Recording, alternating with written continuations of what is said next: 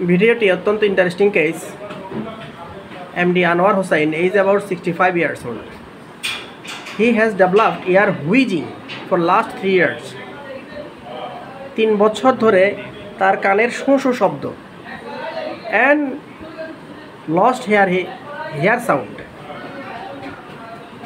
তার কানের যে হিয়ারিংটা, শোনার যে শক্তিটা, সেটাও 90% অলরেডি ডিমিনিশড, বিলুপ্ত হয়ে গেছে। অনেক বড় করে কথা না বললে সে শুনতে পায় না, কিন্তু তার অকিউপেশন হলো বিজনেস। খুবই একটি অসুবিধা হয় বিজনেসের ক্ষেত্রে। এই মানুষটি দীর্ঘ বছর এই কষ্ট ভোগ করছে। প্রাইম 1 প্রাইম 2তে চিকিৎসা হয়েছে উইদাউট এনি গুড রেজাল্ট। তেমন একটা রেজাল্ট আসে নাই। আমার চেম্বার দেখে আমার চেম্বারে উনি এন্টার করলেন, অতঃপর কথাবার্তার মাধ্যমে তার চিকিৎসাটা হাতে নিলাম এবং কেস টেকিং করলাম। সোজা কথা, সংস্কার মুক্তভাবে কেস টেকিং করলাম, যেটা স্যার বলেছে ফ্রি ফ্রম প্রেজুডিস।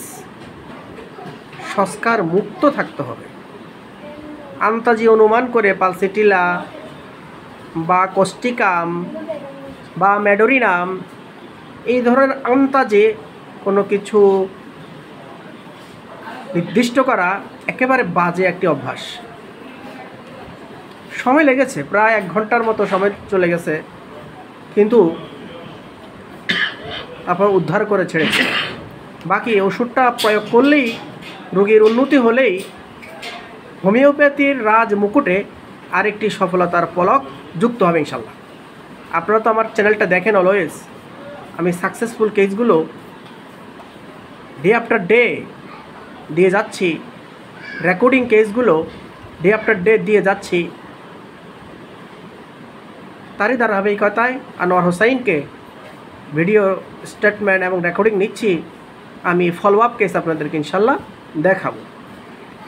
আমাদের ব্রত, আমরা আমাদের দেশের মানুষদেরকে আধুনিক হোমিওপ্যাথিক চিকিৎসার সমন্বয়ে, সায়েন্সের সমন্বয়ে আমরা ভালো চিকিৎসা দিয়ে যাব। ওষুধ আছে, হোমিওপ্যাথিতে প্রচুর ওষুধ আছে, কিন্তু ডাক্তার নাই। ডাক্তারের অভাব, ভালো চিকিৎসক নাই, মেধাবী নাই, মেরিটোরিয়াস নাই, ইন্টেলিজেন্ট ম্যান নাই। প্রিয় বন্ধুরা, আমাদেরকে অনেক ইন্টেলিজেন্ট হতে হবে, মেরিটোরিয়াস হতে হবে এবং ইন্ডাস্ট্রিয়াস হতে হবে। তো সব বন্ধুরা, আমাদের এই আনোয়ার ভাই অনেক কষ্ট ভোগ করছেন, কোনো সাউন্ড, কোনো কথা উনি শুনছেন না। তাই ওনার জন্য ওষুধ সিলেকশন করলাম brimstone. But why? Because ACR hot sensation. দেখুন আমার প্রেসক্রিপশন পেজে এরকম কেউ দেখায় না। ডাক্তার কি ওষুধ দেয় হোমিওপ্যাথিতে, এরকম কেউ দেখায় না। আমরা সারা বাংলাদেশে 8-10 জন ডাক্তার আছি, আমরা এভাবে অনলাইনে সেটা দিয়ে যাচ্ছি অন্যদেরকে শেখানোর জন্য। এবং আত্মবিশ্বাস যে কত বেশি, সেই বিশ্বাসের জায়গা থেকে আমরা এই কাজটা করে যাই। তাহলে এসিআর হট, রোগীটি অনেক বেশি গরম, পিপাসা খুবই কম এবং জিভটা হলো ড্রাই। দেখি জিভটা, এখন জিভটা দেখেন, জিভটা dry, totally dry. So sweat, ঘাম, প্রফিউজ অ্যান্ড অফেন্সিভ। তিনি বললেন আমার ঘাম হয় এবং অফেন্সিভ হয় এবং টাংটা লার্জ। অনেকের টাং কিন্তু খুবই পাতলা পুতলা থাকে, চিকন থাকে, কিন্তু ওনার টাং হলো fatty, flabby and large.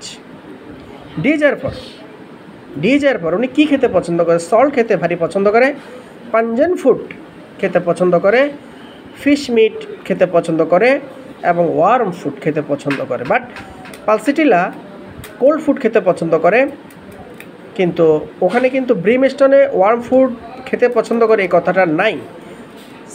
Sulphur বা ব্রিমস্টোন কিন্তু কোল্ড ফুড খেতে পছন্দ করে। আসুন, aversion to sweet. Sulphur sweet খেতেও পছন্দ করে, আবার অপছন্দও করে। বেদিং, নিয়মিত গোসল করার অভ্যাস তেমনটা নাই এবং মিল্ক খেতে অত ভালোবাসে না। বার্নিং, আপনি বলছেন না আপনার হাত পা একটু জ্বালা পোড়া করে, তো এই যে পার্টিকুলার একটা সিমটম ব্রিম স্টোন এটা পেয়ে গেলাম, হাতের তালু পায়ের তালু জ্বালা পোড়ার লক্ষণ আছে।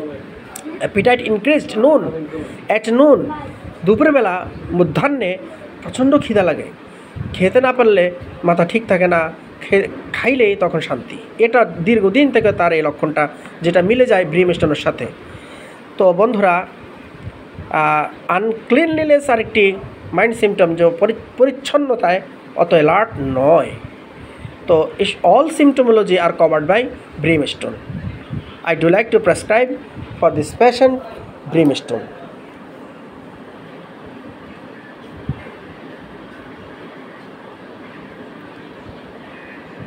এখন প্রশ্ন হলো, লাখ টাকার প্রশ্ন, কি ওল্ড পটেন্সি দিব না নিউ পটেন্সি দিব?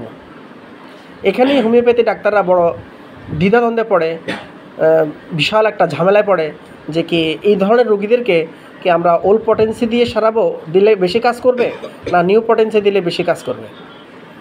তো যেটা আমার কাছে সবচেয়ে বেশি ভালো মনে হয়, অলওয়েজ আমি যেটা দিয়ে কাজ করি, সেটা হলো নিউ পটেন্সি আর 50 মিলিসিমেল স্কেল অফ পটেন্সি, 0/1, 0/2, 0/3, 0/4, 4টা পাওয়ার ওনার জন্য আমি চয়েস করছি। Thank you very much everybody. Follow up case আপনাদেরকে আমি দেখাবো ইনশাল্লাহ।